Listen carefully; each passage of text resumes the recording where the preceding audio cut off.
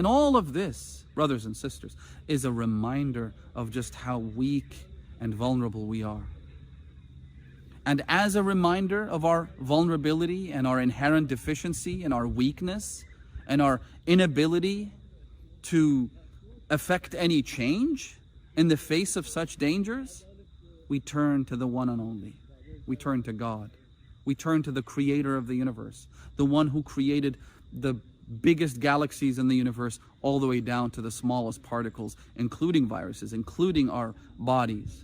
We turn to the one who has the answers and who has the power to affect change at the biggest as well as the smallest, most infinitesimal levels.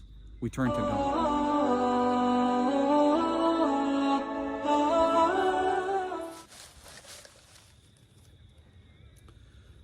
Bismillah ar-Rahman ar-Rahim. In the name of God, the compassionate, the merciful. There has been a lot of discussion surrounding the novel coronavirus and its outbreak across many countries in the world.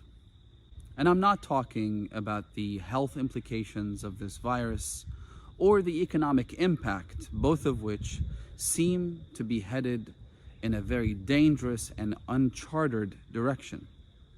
Rather, I'm talking about the theological dimension of this discussion.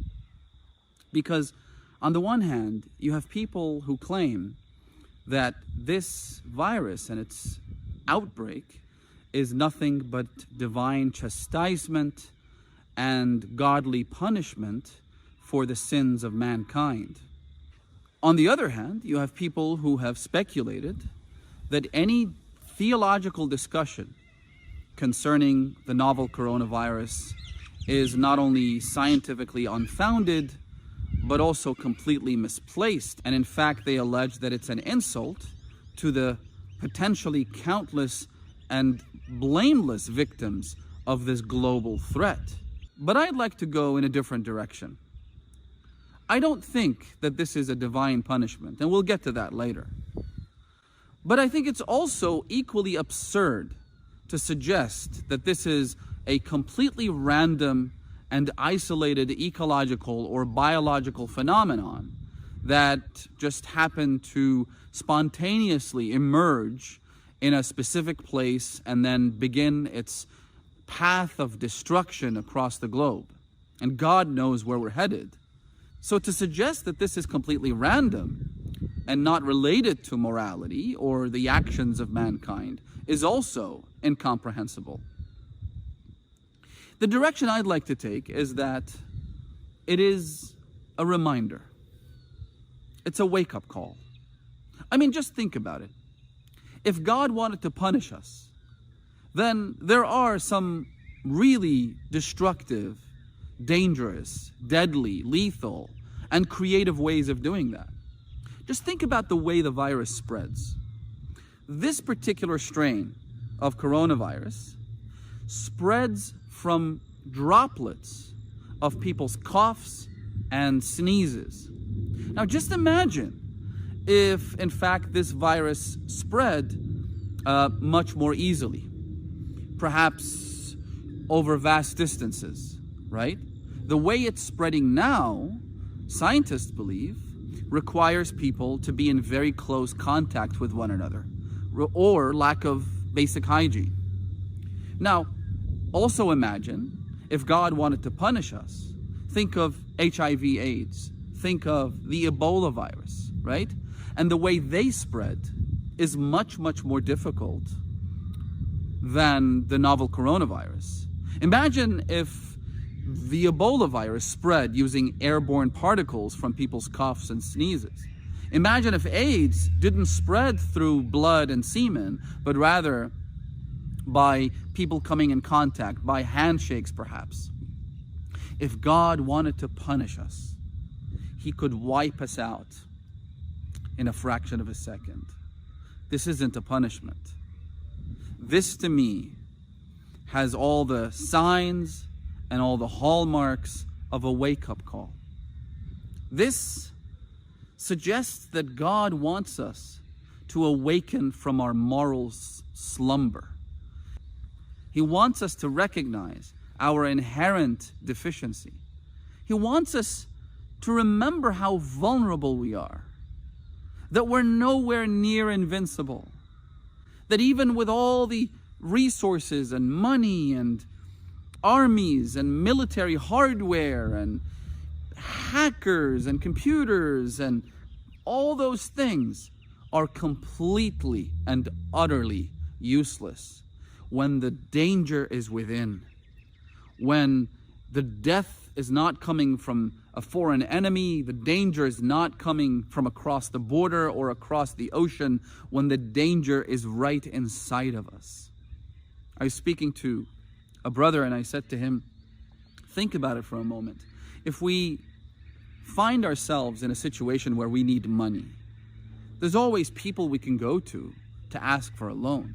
You could go to the bank, you could go to the government, you could go to your friends, whatever. And so financial difficulties, as bad and difficult as they are, they're not insurmountable. If you find yourself in a position where you have a security concern, right? You're afraid that someone could harm you. You could, try and find means of providing security for yourself. You could call the cops, you could speak to friends and family. And so it seems that whatever problems we have, there's always a really relatively easy way of addressing the problem. But what do you do when the threat, when the very cause of our death comes from an organism that's 1,000 times smaller than the head of a pin? What do you do when it's right there in the air? What do you do when it's inside of you and it goes right into every single molecule in your body and begins to spread like wildfire and wreaks havoc across your vital organs and shuts them all down one after the other and kills you? What do you do? Who do you call? Who do you go to? Whose help do you solicit? And all of this, brothers and sisters, is a reminder of just how weak and vulnerable we are. And as a reminder of our vulnerability and our inherent deficiency and our weakness and our inability to affect any change in the face of such dangers, we turn to the one and only. We turn to God. We turn to the creator of the universe, the one who created the biggest galaxies in the universe all the way down to the smallest particles, including viruses, including our bodies. We turn to the one who has the answers and who has the power to affect change at the biggest as well as the smallest, most infinitesimal levels. We turn to God. And in doing so, we abandon the immoral actions that we perform. We abandon the sins that we are engaged in. We try to avoid the means by which we bring about our destruction. We try to live in this world as good, moral, productive human beings as opposed to agents of death and carnage against whether it's other fellow human beings or it's the environment, it's the air, it's the water, it's the land, it's everything that comprises the ecosystem which sustains us and allows us to live in this world, right? The idea is to awaken us, to re-examine our lives, to really go back and figure out where we've gone wrong, what we've done. And as I said earlier, this isn't Judgment Day, this isn't reckoning, this isn't rapture, this isn't some, cosmological or divine event that's designed to destroy us. If God wanted us dead, he could do so very easily in a blink of an eye. This is a reminder. It's a light tap on the hand, as you would with your children perhaps. If you wanted to take a child of yours out of the distraction that he was in, if he's not heeding the warnings, if he's not listening to your instructions, to your wise counsel, what do? You give him just a light proverbial tap on the hand. You just try and wake him up. You might give him some tough love, and this is exactly what that is. This is tough love. It's painful. It's deadly. It may seem like it's too much to bear, but it is designed to awaken us.